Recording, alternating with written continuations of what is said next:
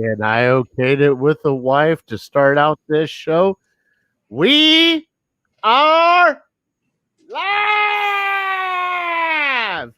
Welcome Yes, we are. to the Browns table. I am that fat guy. The host is Craig Fountain, and let's go.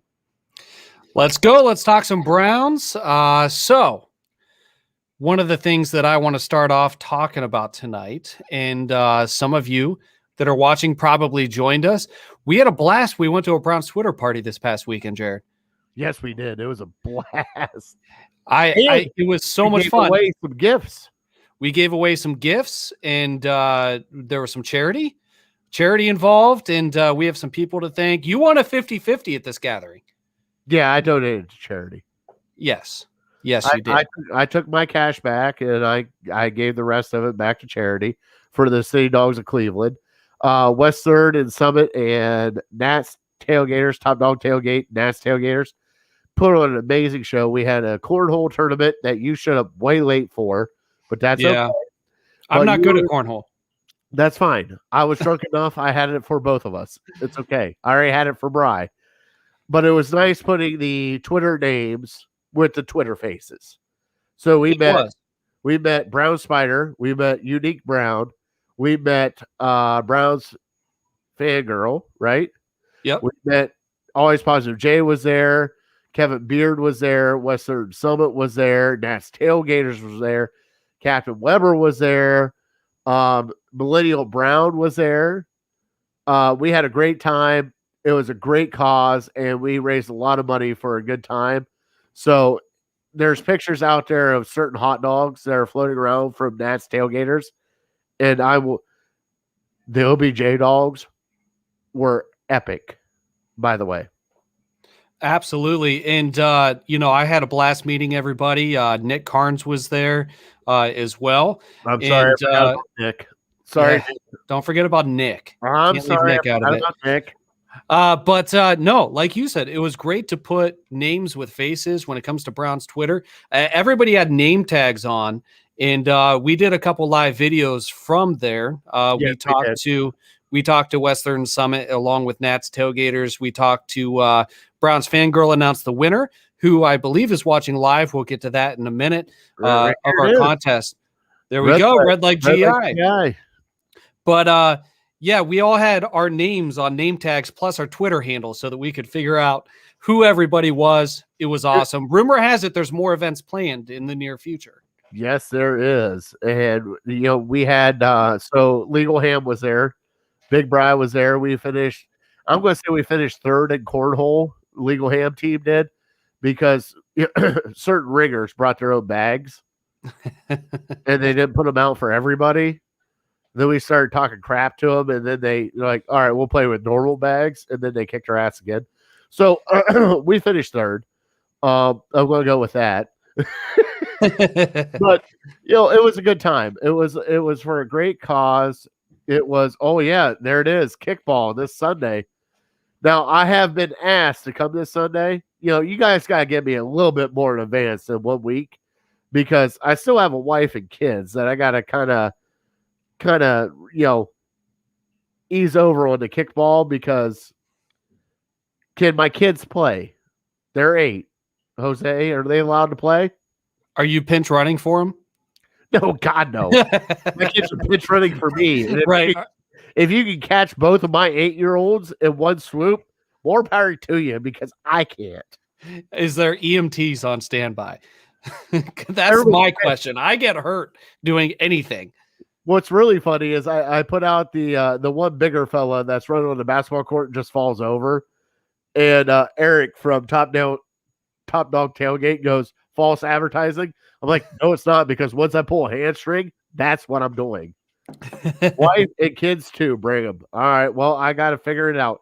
All right, Jose, thank you. I will try to make an appearance, and I got to bring the wife and kids.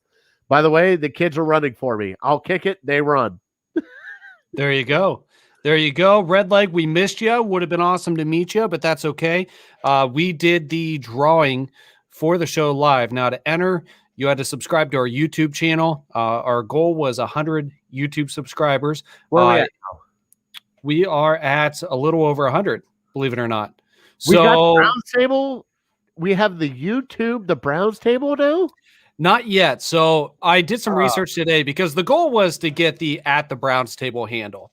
All Yeah. right, just for transparency. That's the goal because that makes it easier for us to share our videos with you, the viewers, and for people to find us.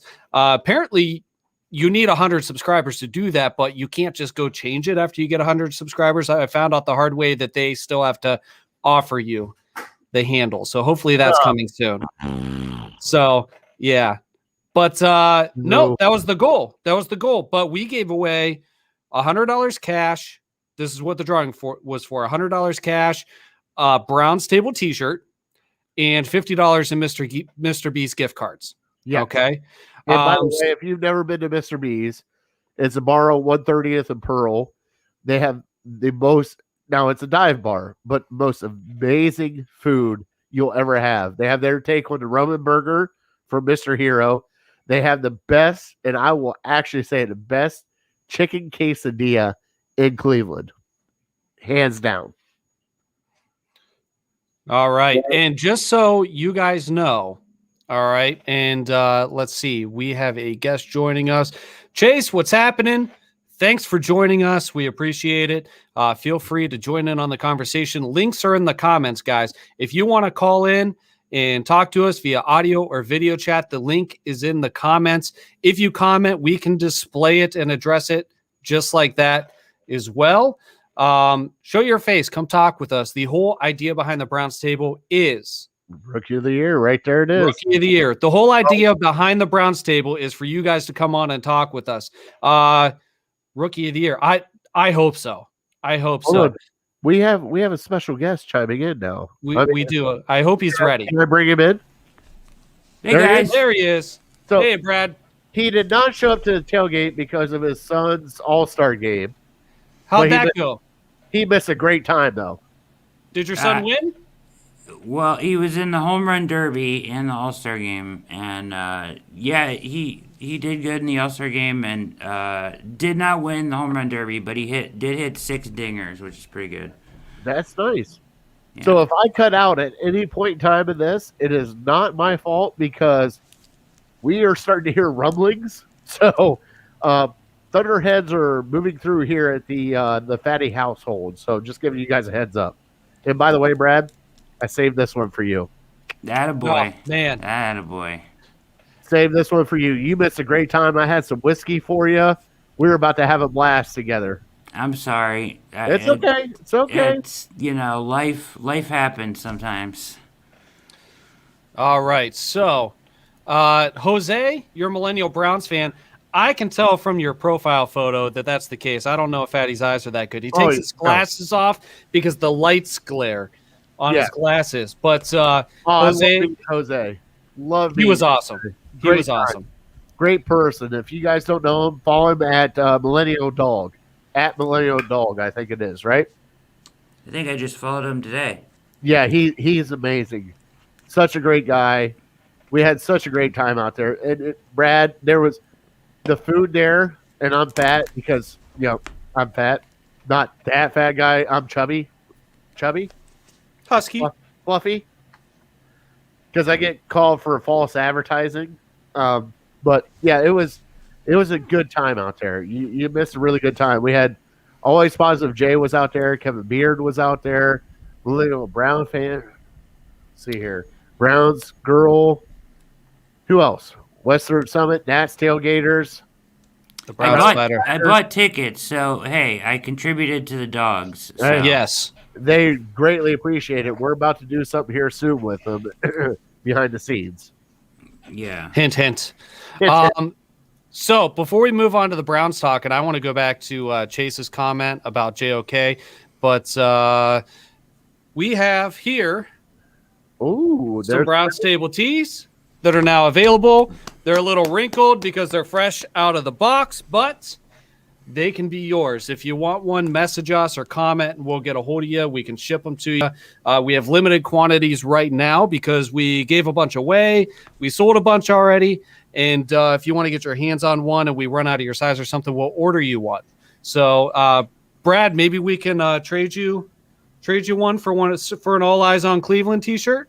Oh, for sure. You know we can do that. All right. So let's see. What do we got here? Got to have that merch. Absolutely. And, Chris, we'll wear. I got you, Chris. All right. Make sure we get your size, everybody. Congrats again to Red Leg GI, though, for winning our giveaway. All right. So our first comment today was by Chase, right? And he says JOK is going to be Rookie of the Year. My brother put out a poll this week. Jared, you were giving him some flack because he's a Jags fan and he brings up any reason to talk about Trevor Lawrence. So he said, which rookie are you most excited to see this year? And he listed Kyle Pitts and Trevor Lawrence and a couple other guys. And this post found Brown's Twitter and everybody said JOK or Greg Newsome. And I said JOK personally. I think that he could be a dark horse this year if he can live up to some expectations. Absolutely Red Leg. And just so you know, if we run future giveaways between Red Leg and Gary Garbasic, they can vouch that the prizes are real. All right, Jared, we got past the T-shirts. We got past the giveaway. We were in a Twitter poll, and I'm interested to see what Brad has to say about this because we left out the top two guys here. Okay.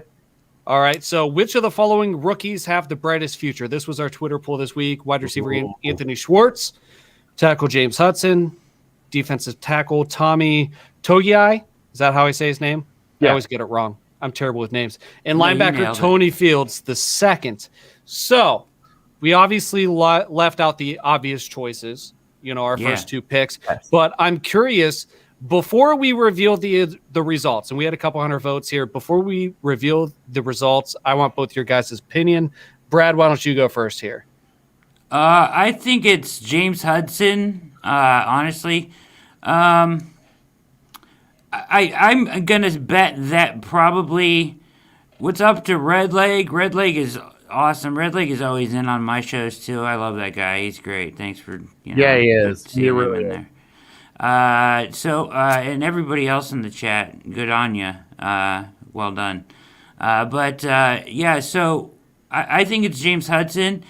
I think that the poll is going to pick Anthony Schwartz probably because he's more exciting, but maybe I'm wrong. I just think James Hudson, when you go back and look at their college film, and I'm high on Togiai too, but I think Hudson has the highest ceiling of all of them. I think he can be a really, really good lineman. Great feet, great hands already. I think he's the next stud on that offensive line. Fatty, what do you think? All right, so I chimed in from a legal hand in the face, which we had our first live show tonight. Brad, did you catch that thing? Congrats. By the way, bits and pieces. I did. I was doing some work around the house. That's why I'm in the tuxedo T-shirt right now because we're ready to party. Quite dapper. I picked Tommy Togiai. The reason why is we're still kind of curious of what's going to happen at defensive tackle, but from the things that I've heard, he is a beast at defensive tackle, and I think he's going to make more of an impact starting out than the other guys. I think with the wide receivers that we have, I don't think Anthony Schwartz will be there yet. And I agree, James Hudson, if he gets groomed the way he should get groomed, he's going to be perfect on that offensive line. But I think starting out, I think Tommy Togiai is going to be that one guy that you're going to go, who the heck is this guy? And I'll be an Ohio State homer. Brian will call me a homer all day. But I've always liked this kid because this kid has just worked and worked and worked. And watching him there at the OTAs and the little false mini camp, he's doing good, and I can't wait to see what he can do. So I'm a little surprised, Fatty, because I know you're really high on Tony Fields. You were super excited when we drafted this guy. Oh, crap. I took that my West Virginia thing. Oh. Yes, I'm high, but he's a JOK. So, I'm high, but we also have 13 other linebackers that we got to kind of figure out. So, no, now, Ted. We are not saying we took Newsom and we took JOK out of it. We're talking about the later draft picks that we picked. So we had Anthony Schwartz, the wide receiver. I think that's the sexy pick, right? Offense, speed, flash, scoring potential, things like that. And that's one of the things we've been looking for most as Browns fan, right? Is speed. Somebody to take the top off the defense. That's been something we've just been asking for so long. And then you look at James Hudson. I completely agree with Brad. I think that there's a really high ceiling there. Maybe the least sexy position out of these four. Well, Tommy, also, he could actually pick up for Batonio, who is up there in age. And then you also have who's the other center, Brad, that I'm missing? Treader? No, not Treader. The one we drafted last year. Austin. Nick something. Nick Harris. Nick Harris. So we have other guys there, but it's also a guy that's going to be a swing guy on your line. That could be a right tackle, left tackle, or a guard. Yeah. So he has options. But go ahead, Craig. I'm sorry. No, you're good. And Tommy Togiai, I was curious to see how this would play out because naturally, as Browns fans, we have a big following that also are Ohio State fans, and it is a little bit of a homer pick. But I think that he has a spot in this conversation. Tony Fields is definitely a dark horse, kind of like James Hudson in this conversation. All right, so Brad says the likely winner in the poll is Anthony Schwartz, although he thinks James Hudson. I think it's Tommy Togiai from my pick. I know the answer to the poll, but that's my pick also is Togiai. You cheated. I didn't cheat. I voted. I voted. My vote counts. Where was it? Fatty. All right, so Togiai. Togiai won 44.6% of the votes. Close, though. Schwartz, 38% of the votes. James Hudson and Tony Fields accounted for the rest of the votes. So, obviously, there's some other rookies that we could have put in this conversation, but when I posted this poll, I felt like these were the four most relevant guys for this question. What do we have here in the comments? Yep, absolutely. You got it, Jose. Togiai is going to benefit from what's around him and the instant opportunities he's going to get. There's also only so many spots for defensive tackle on the roster. Brad, is he in any danger here of being shoved to the bottom of this roster? I mean, he's not a super low draft pick. I mean, what was he, 4th round? Yeah, he's a 4th round pick. I think he'll be a rotational piece. I think he'll probably play like 20 to 30 downs a game, especially against a team that's going to run the ball a lot. I mean, I really think this defense is so versatile. Like, they could go so light and fast against some teams, and they can go heavier against other teams, that they're going to need these guys in different situations. One week he may play 5 snaps, and one week he may play 25, depending on who they're playing and what the game plan is. So, Craig, let me ask Brad a question. Yeah. So this defense is set up now for – can everybody still hear me? Yeah. Okay. This defense is set up now for Joe Woods, right? So you said they could play heavy, they could play soft, however the defense comes to him. Yeah. Is Joe Woods on the hot seat if No. this defense doesn't pan out the way it should? I don't think so. They gave him everything. Well, here's the thing, right? Okay, so Tony Grossi asked him this question, and I thought it was ridiculous, but I thought he did an incredible job last year with absolutely nothing. He had nothing in the secondary and still found a way to win those games. They played a very, very bend but don't break defense and pulled out some wins. And they started playing well at the end of the year, starting guys like MJ Stewart and Tavir Thomas at cornerback and stuff like that. I mean, it was crazy, right? So they were super thin in the secondary, and they still found ways to win games. So I think he's fine. it's going to take a season for this defense really to gel together, or a half a season, right? Like, it's going to take some time. I like Joe Woods a lot. I like what he brings to the table. I think he can be multiple in a lot of ways. I think he can be creative. I think he's going to do a lot of really good things with this defense. I like his style. I'm an enthusiast of his style of defense, of getting more guys that can run on the field. I'm a big advocate of that in the NFL today, and he's all about that. So I'm in his corner 100%. Well, the one thing I'm excited about is, like you said, he can adapt. If he wants to go, if we have a team like Tennessee that is a run-heavy team, I mean, especially with Henry, everything else, they go play action, we're set up for that now. But if they want to go pass happy on us, we have the speed with linebackers and everything else now to do it. I like what they did because they can change gears if they have to, depending on the team.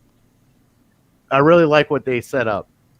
Yeah, no question. And when you talk about like guys like JOK, you compare them to like some of the elite guys in the league that, play action wins all the time in the NFL, right? Like it just does. If you can set up the play action game, it'll get guys open.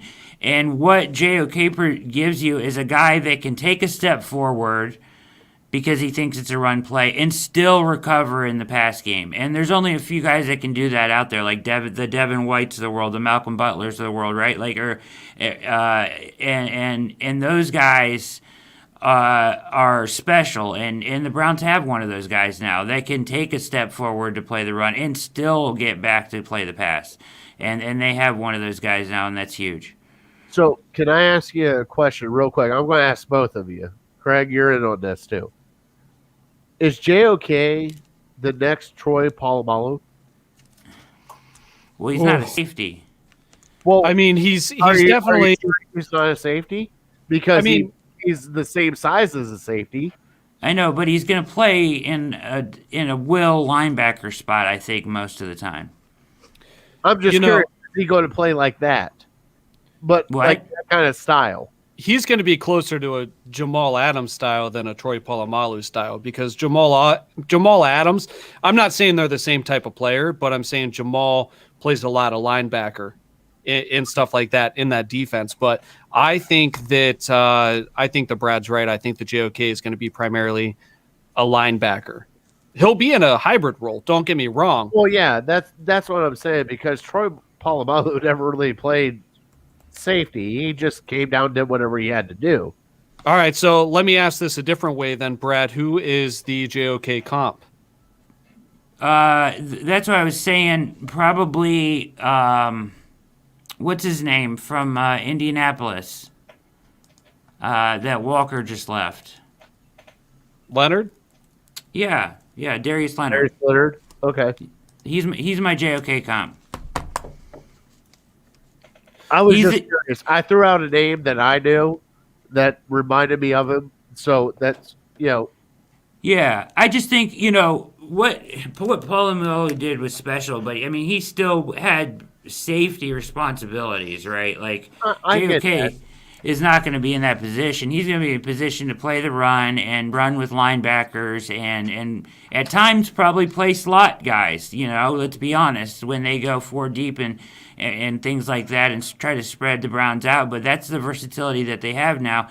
I just think he'll fit that will position perfectly. I think he's the will of the future.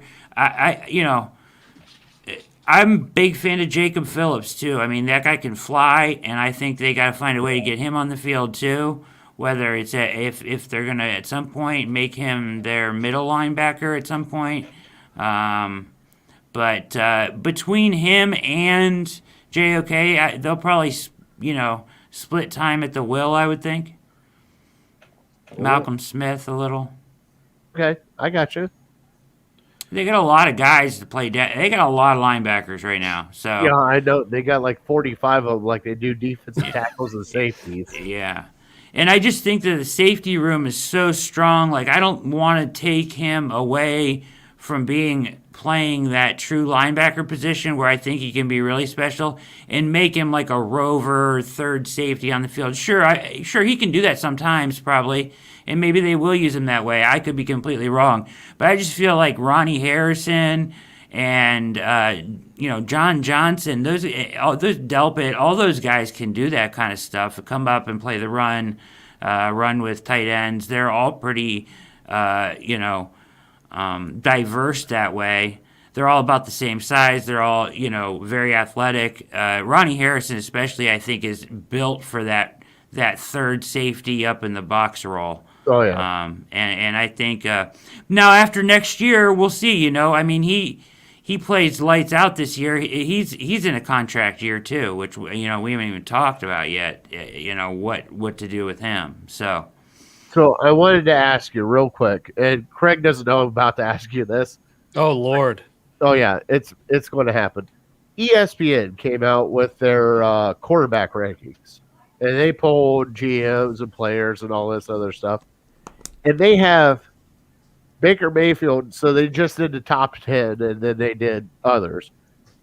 They had Justin Herbert and Kyler Murray above Baker Mayfield. Baker Mayfield was not in the top 10. And they had Matt Stafford up there too. Yeah, so did you see it today? I didn't see it. I didn't see it yet.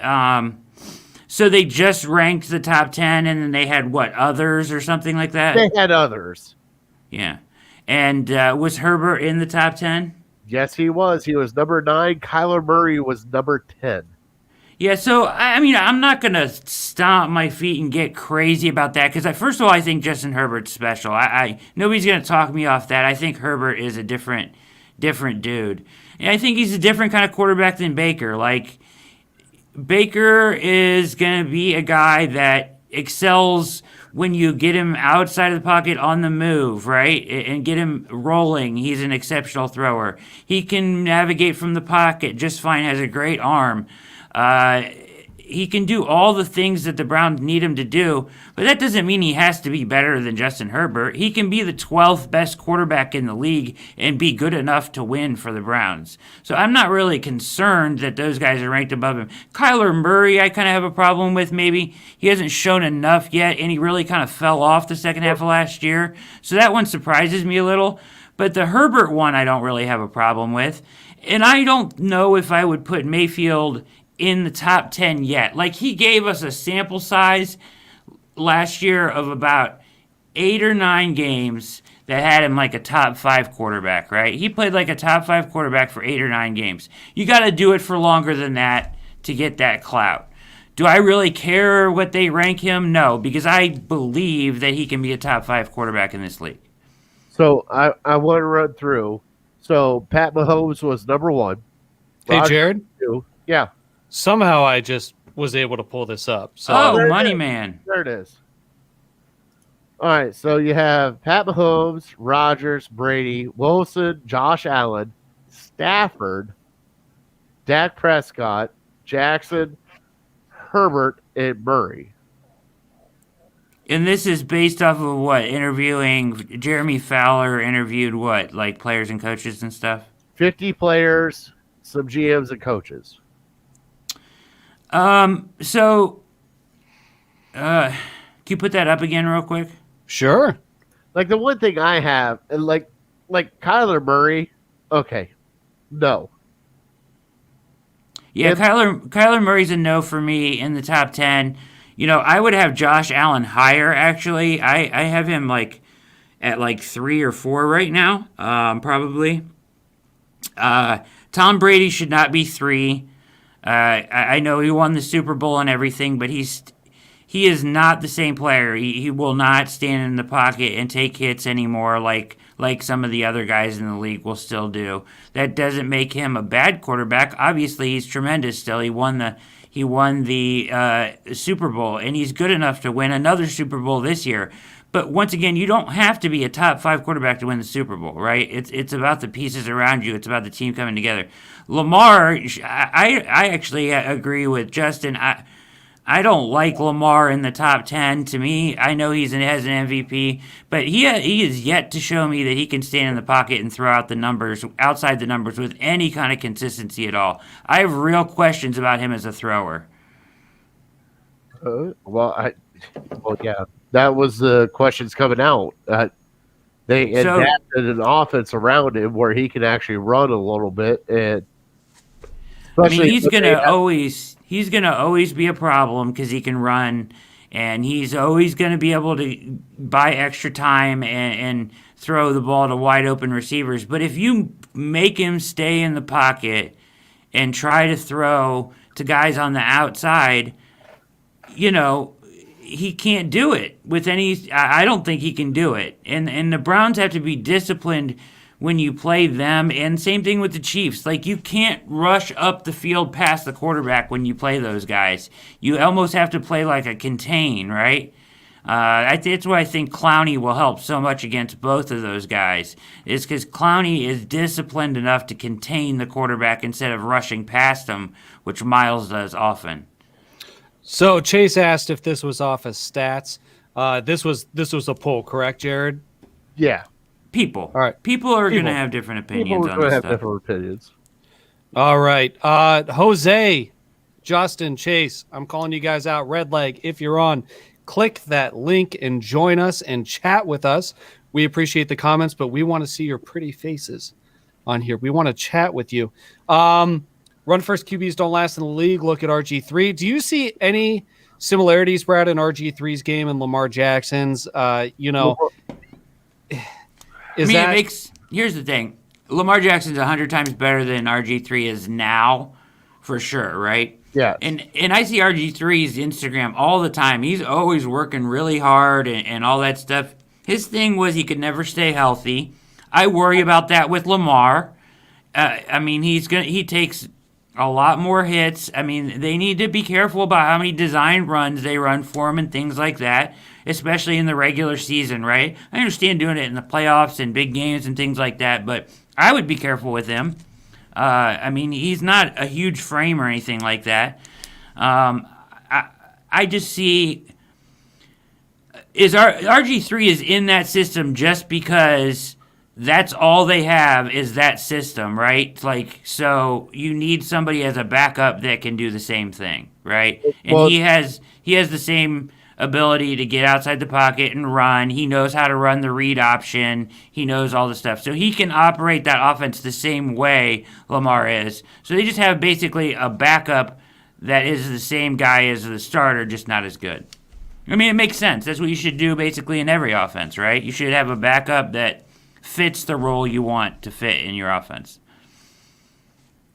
All right. So at this time, what I want you guys to do in the comments, if you're not going to join us, let's open everything up for questions. Red Leg, anyone else surprised Roethlisberger is coming back? While we answer this, if you guys have any questions, ask us, and we will answer them. I am not personally surprised that Roethlisberger is coming back. Reports are out today that he's rededicated himself to getting in shape and watching his diet. If anybody saw my tweet, it's a little too late. Yeah, can you roll your eyes any harder? I think it's a little too late. Yeah, I liked your tweet on that one. It is a little too late for that. I think it is a little too late because he should have done. There it is. He's done from Chase. I think last year he started out 11-0 with a good team around him, and then everybody kind of got a little too confident, and then they lost the next ones. Like Baker Mayfield came out, beat you on the defense with crappy secondary, beat you with 4 turnovers, and you couldn't do anything. You just stood there and watched it happen. It's crazy. I don't think Pittsburgh wanted him to come back. They made him take. I mean, he says he volunteered to take less money. I don't believe that for a second. I think they made him take less money. I agree with Chase. I'm 100% supporter of Ben Roethlisberger extending his career as long as possible. Like, Bring him back as many times as you can. And I mean, let's be honest though. What do they really have behind? Are they gonna? Do they think Dwayne Haskins is the future? I don't know. I don't think he's the future there. I know Mason Rudolph's not. I mean, I don't know. I'm happy he's back.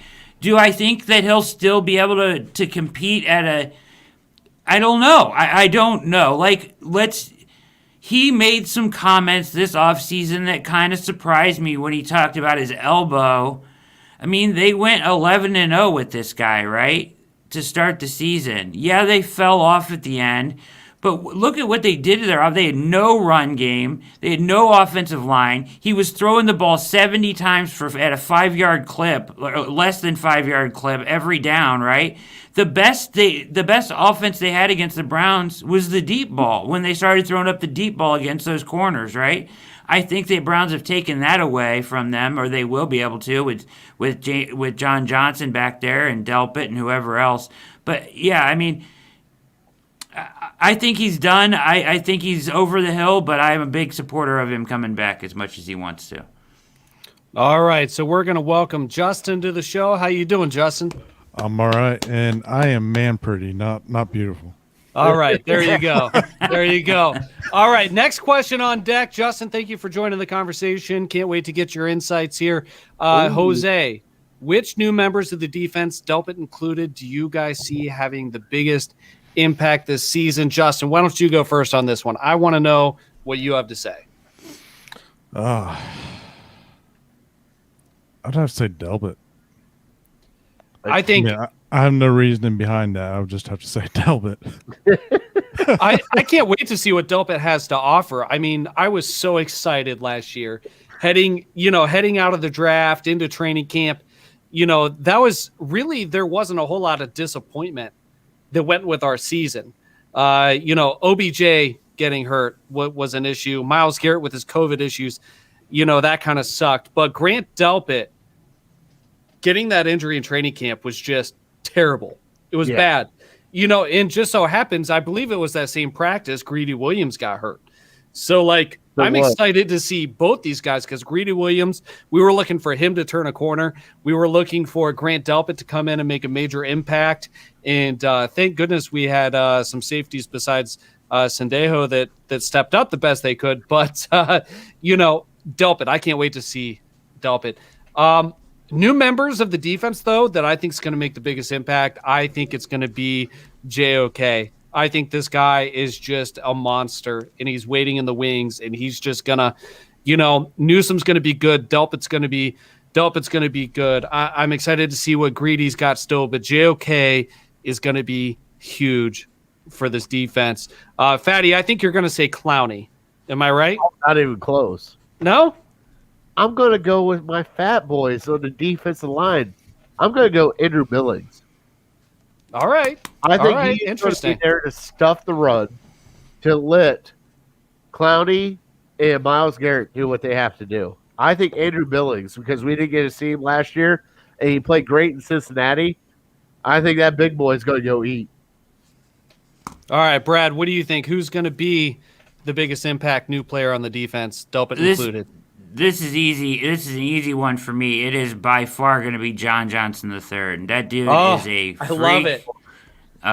He is a special player, and also throw in my dude Troy Hill. The package from the Rams, 2/5 of their secondary right there. They're going to make all the difference in the world. Uh-oh. Brad, I remember you before we acquired him. I remember you saying, "This is the guy. This is the guy." And I have to give you credit for that. You are 100% correct. I got to be honest. I'm pretty in tune with the NFL. I do this show. I do an NFL all-inclusive podcast, things like that. John Johnson wasn't the biggest guy on the radar. He's not necessarily a household name. But after digging in, it was. It is now. And Brad was all over this. So is Tim. And it's awesome. I love it. Absolutely love it. All right. With all the hype about Clowney, we haven't heard much of late. Kind of strange. When it comes to Clowney, I think no news is good news, right? Because if we get news, he's injured. That is hey, true. man, He was running around with a big old grin on his face at minicamp. He was had a big shit-eating grin on his face. He was happy. He was talking to the press, chatting up everybody. He seemed extremely happy to be in Cleveland. He talked about how much he gelled with his teammates. He had all kinds of really positive quotes. I mean, and that's culture change that we haven't seen in a long time in Cleveland. And to see him that happy to be there, running around, he looked healthy. He was doing sprints, everything. So I think he's good, and I'm anxious to see him out on the field.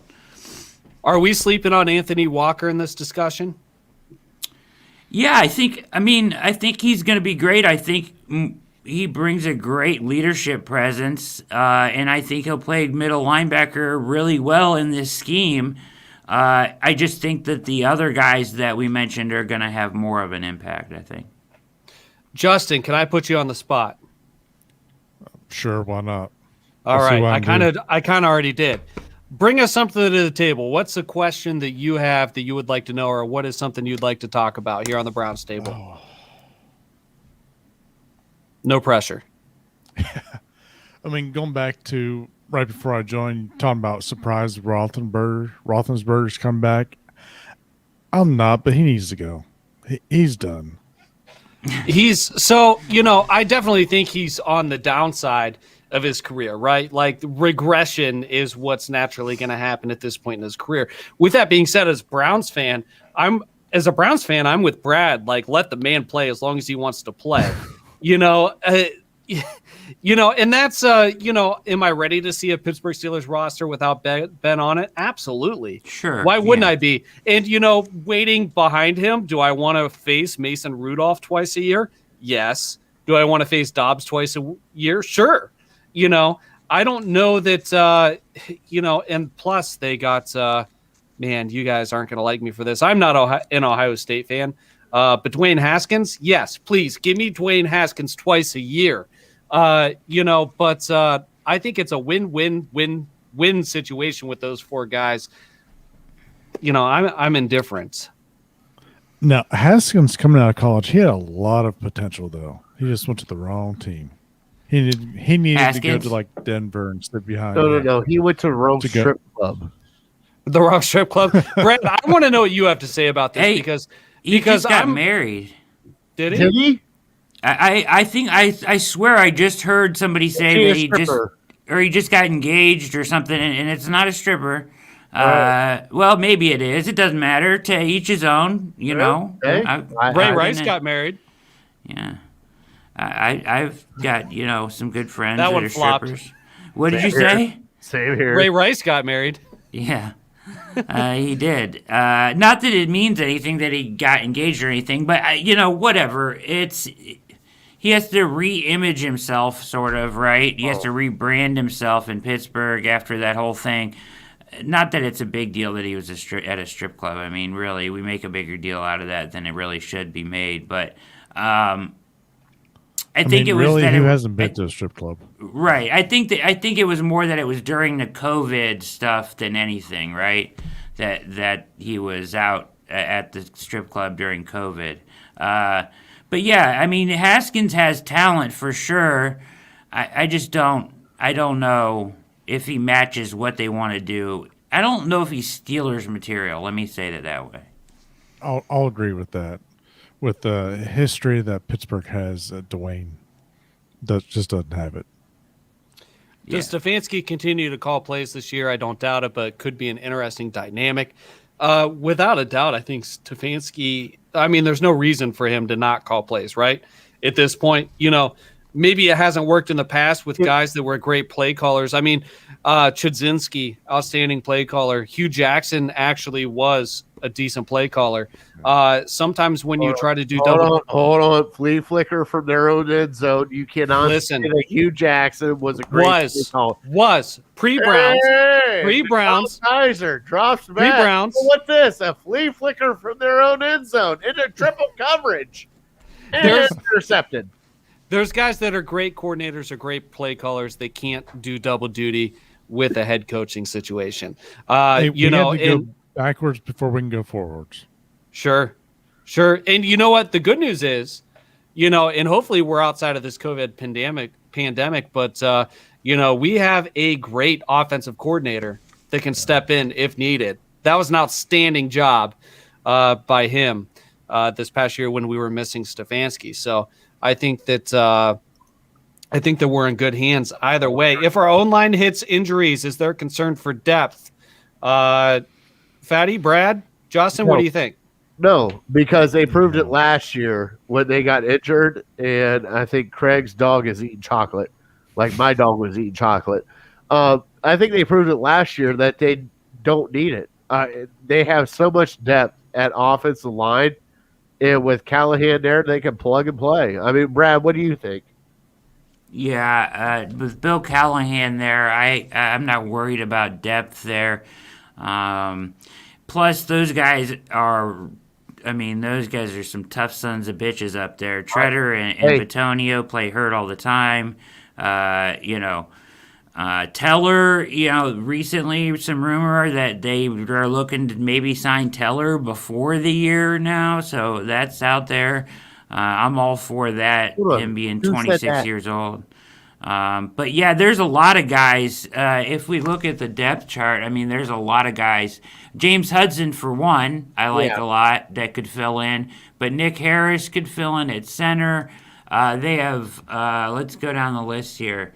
They have Michael Dunn, who played great. Drew Forbes, who they drafted, and that they like a lot. That Blake Hance kid that stepped in last year. Plus, they still have Chris Hubbard on the roster, who's this nice swing tackle if he can get healthy in time. All right, Justin, what do you think? I didn't quite hear all that. Everybody was kind of half breaking up the whole time. I don't know if it was my end or what. Line. If they get injured like they did last year, do you have any concerns? No, I mean, I think they've got enough depth that we can fill those holes, or even if we had to, we could pick up something on free market. Well, I mean, last year, like, we played with our entire offensive line for what was it, 8 weeks? That was it. And we had to pick and piece the rest of the time, and especially for the playoff game, we lost our veteran Joe Bitonio. Yeah. But like my biggest thing is ESPN Cleveland brought out who is your constant. No matter what happens, what is the one person on the Cleveland Browns that is a constant? And I will say it straight out, J.C. Treader. No matter if that guy is hurt or cut up or anything else, that guy plays. And I can thank J.C. Treader for doing that, because most guys wouldn't. With a high ankle sprain, with everything else he had to deal with, he was there every game.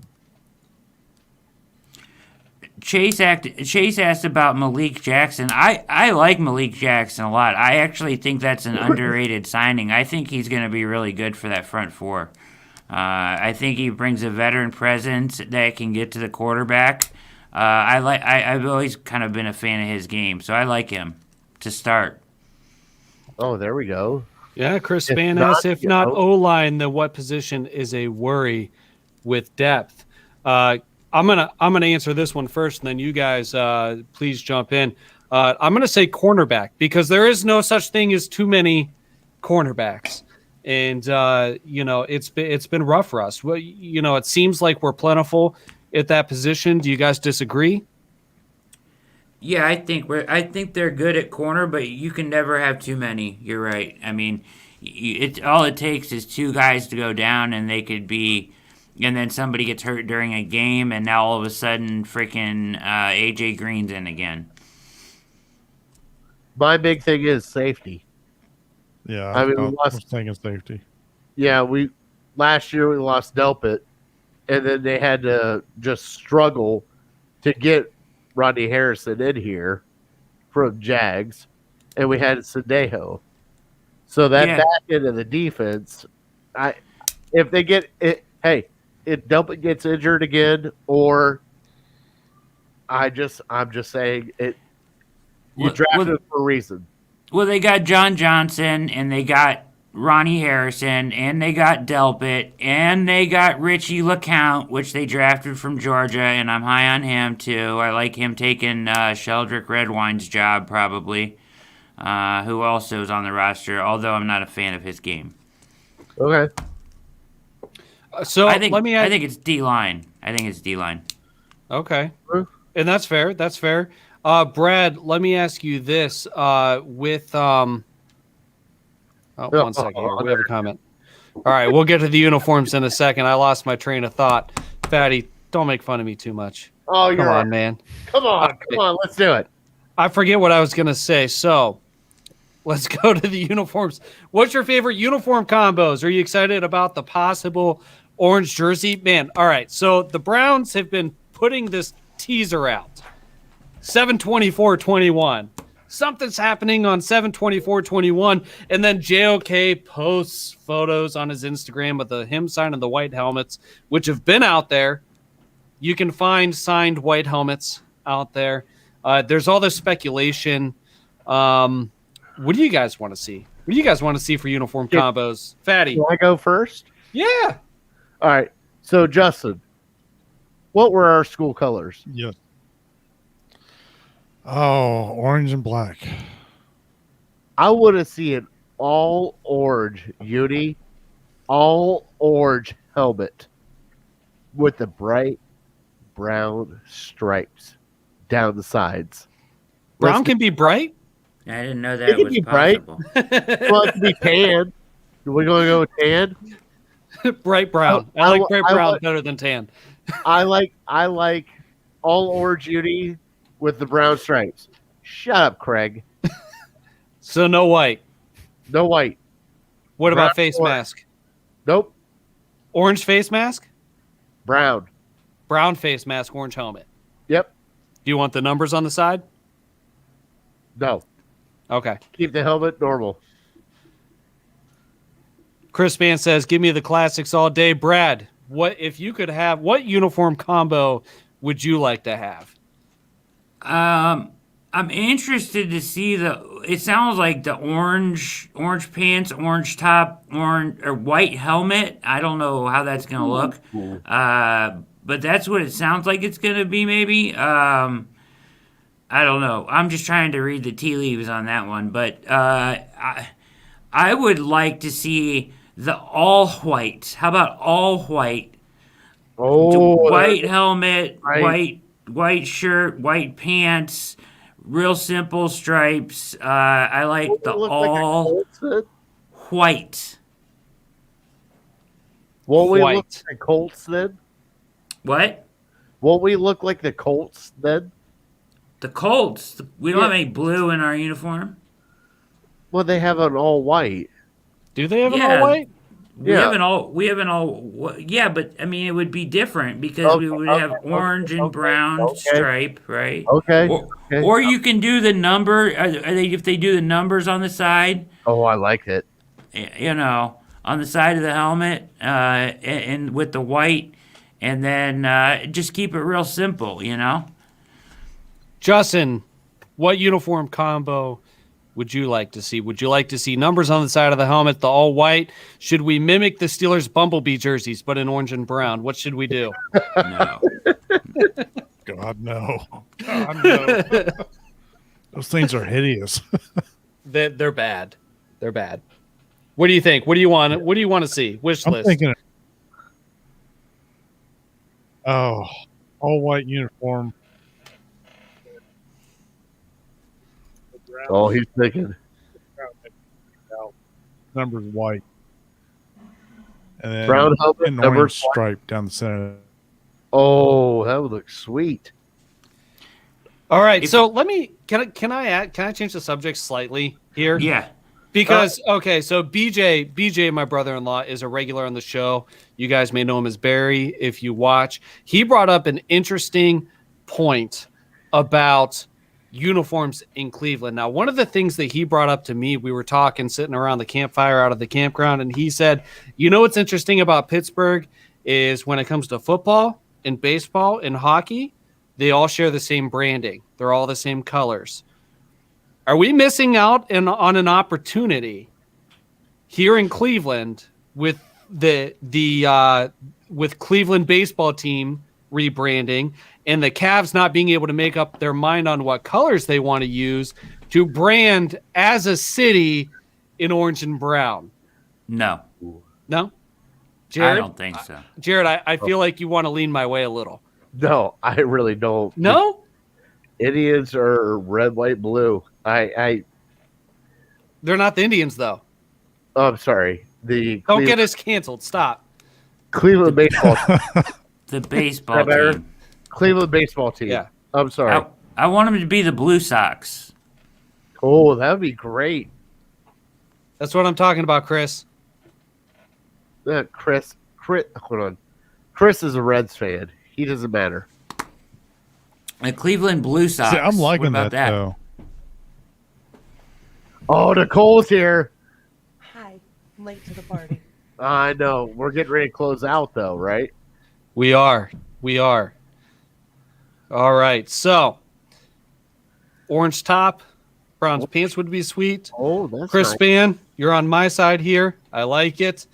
All right. So, you guys did awesome tonight. You viewers commenting, getting involved in the conversation. We have Joe Starkey, the Cleveland Wild Things. Joe, should we just rebrand the entire city's sports teams in orange and brown? Can you imagine the Cavs running around in orange and brown? I That'd like be it. hideous. Or the like or it. the Indians. Hey. That's so dumb. No way. Hold on, Brad. No. If the Cavs Makes me wear sad. I brown agree. pants, sounds about right. That's terrible. It's a terrible idea. By the way, Justin, I think they should all three take turns, though. Like, 1 week do Cleveland Browns colors, the other week do the baseball team colors, and another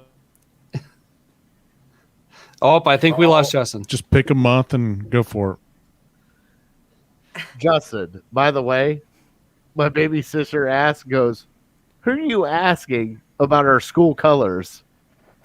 I had to inform her. So just shout out Yoshi right now. You guys did awesome. Everybody that watched the show, thank you tonight. Everybody that commented, participated. Justin, thank you for joining the show. Brad, as always, host of you the for All Eyes having on me. Cleveland podcast and, writer for USA Today Browns Wire. We appreciate you coming on the show. And I'm Craig. I'm your host, and this is Fatty. Make sure you like this video, subscribe to our channel, whatever platform you're watching on. Share it with your friends. Get everybody involved. We can't wait to see you next week. We are weekly, Tuesdays, 8 p.m. every week. All right. And Fatty, any closing words? Go Browns. Go Browns.